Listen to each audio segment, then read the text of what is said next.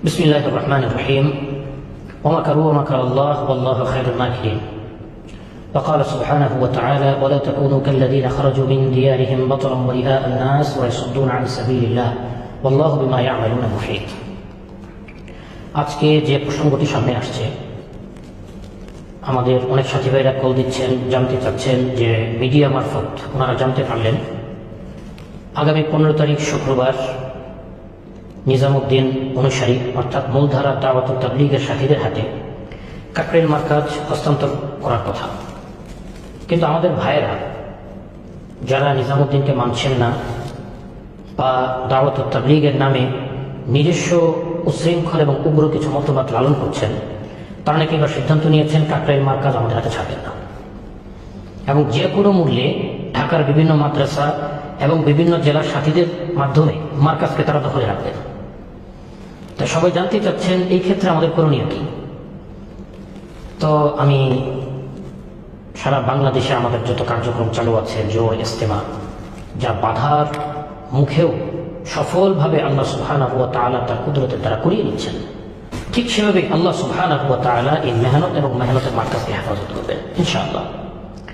সাথে এটা বলে দিতে চাই, আমাদের দাওয়াত ও তাবলীগের সাথীরা যেহেতু নবীওয়ালা মেহনত করেন, নবীওয়ালা কাজ করেন, অতএব এই কাজ করতে গিয়ে সাহাবায়ে কেরামের মধ্যে যত ধরনের জজবা পয়দা হয়েছিল, আমাদের সাথীরা সেই সকল জজবা লালন পালন এবং ধারণ করেন।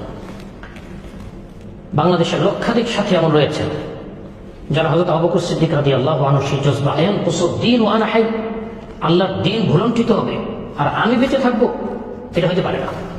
এরকম জজবা লালনকারী লক্ষ লক্ষ সাথী বাংলাদেশে আছেন যারা এই প্রতিজ্ঞা করেছেন যে দিনের মেহনত, দিনের মার্কাজ কোনো অবস্থাতেই এমন কোন অপশক্তির হাতে ছেড়ে দেওয়া যাবে না যারা ইসলামকে বা ইসলামের মেহনতকে বা দিনের এই মুবারক জামাতকে ব্যবহার করে নিজেদের স্বার্থ হাসিল করতে চায়।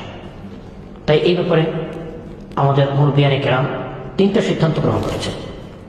আমাদের ফার্স্ট ফর্মুলা হচ্ছে কূটনৈতিকভাবে আমরা চেষ্টা করব সকল গুরুত্বপূর্ণ কর্মকর্তা, প্রশাসনিক দায়িত্বশীল এবং আমাদের শান্তি শৃঙ্খলা রক্ষাকারী বাহিনীর সকল সংশ্লিষ্ট ব্যক্তিবর্গের সাথে আমরা যোগাযোগ করব, বিষয়টি তাদেরকে আমরা জানাবো এবং এই ব্যাপারে তাদেরকে আমরা পদক্ষেপ নেওয়ার জন্য অনুরোধ জানাবো। দ্বিতীয় হচ্ছে শুক্রবার দিন 15 তারিখ সকাল 8টার পূর্বে মার্কাজ খালি করে আমাদের সাথীদের হাতে বুঝিয়ে দেওয়ার কথা।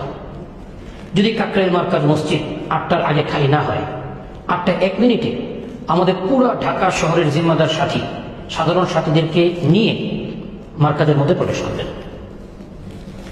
এখানে যদি আমরা বাধার সম্মুখীন হই তাহলে আমরা আমাদের মেথড ঠিক ফর্মুলা এটা আমরা অ্যাপ্লাই করবো ইনশাআল্লাহ, বাস্তবায়ন করবো। আর সেটা কি এটা আমরা মিডিয়ার সামনে বলতে চাচ্ছি না, ইনশাআল্লাহ এটা সময় মতো উম্মতের সামনে প্রকাশিত হবে। আমি এই ক্ষেত্রে কওমি মাদ্রাসার আসাতিজায়ে কেরাম এবং মুহতামিম বৃন্দের খেদমতে 2টি আরজ করতে চাই। আদ-দীন কুল্লুহু আদাব, ইবনুল কাইয়্যিম রাহিমাহুল্লাহর কথা। অন্য জায়গায় আছে আল আদাব হুয়া দ্বীন কুল্লুহু, যে আদবই হচ্ছে পরিপূর্ণ দিন, দিন মানে আদব। কওমি মাদ্রাসা আদব